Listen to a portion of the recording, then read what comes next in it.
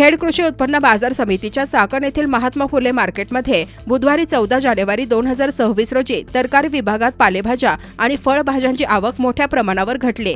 भोगी आणि संक्रांतीच्या सणानंतर बाजारातील उलाढाल अचानक घटली।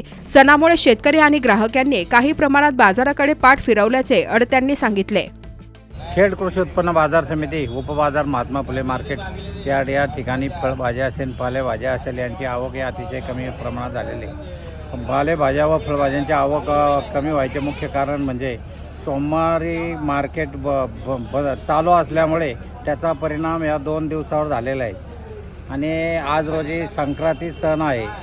संक्रांत असल्यामुळे या ठिकाणी गिऱ्हाईकसुद्धा अतिशय कमी प्रमाणात आहे।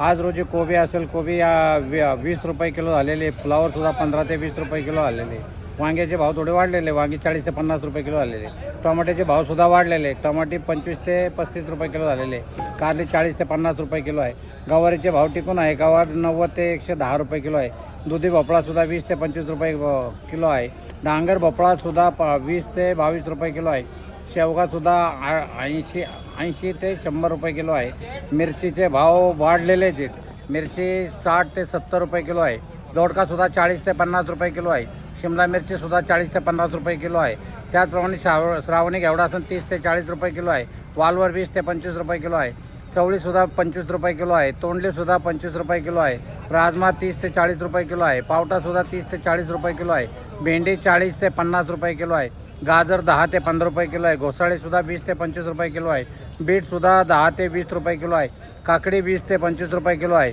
तूर 40 ते 50 रुपये किलो आहे, पापडी 20 ते 25 रुपये किलो आहे, वाटाण्याचे भाव थोडे वाढलेले आहेत, वाटाणा 25 ते 28 रुपये किलो झाले आहेत। सर्वसाधारण फळभाज्यांची ही स्थिती आहे। पालेभाज्यांचे भाव मात्र कोथिंबीरचे तेवढे भाव थोडे 7 ते 8 रुपयाला गड्डी आहे। त्याचप्रमाणे शापू असेल, शापूसुद्धा 5 ते 6 रुपयाला गड्डी आहे, पालकसुद्धा 5 ते 6 रुपयाला गड्डी आहे, मेथीसुद्धा 5 ते 6 रुपयाला गड्डी आहे।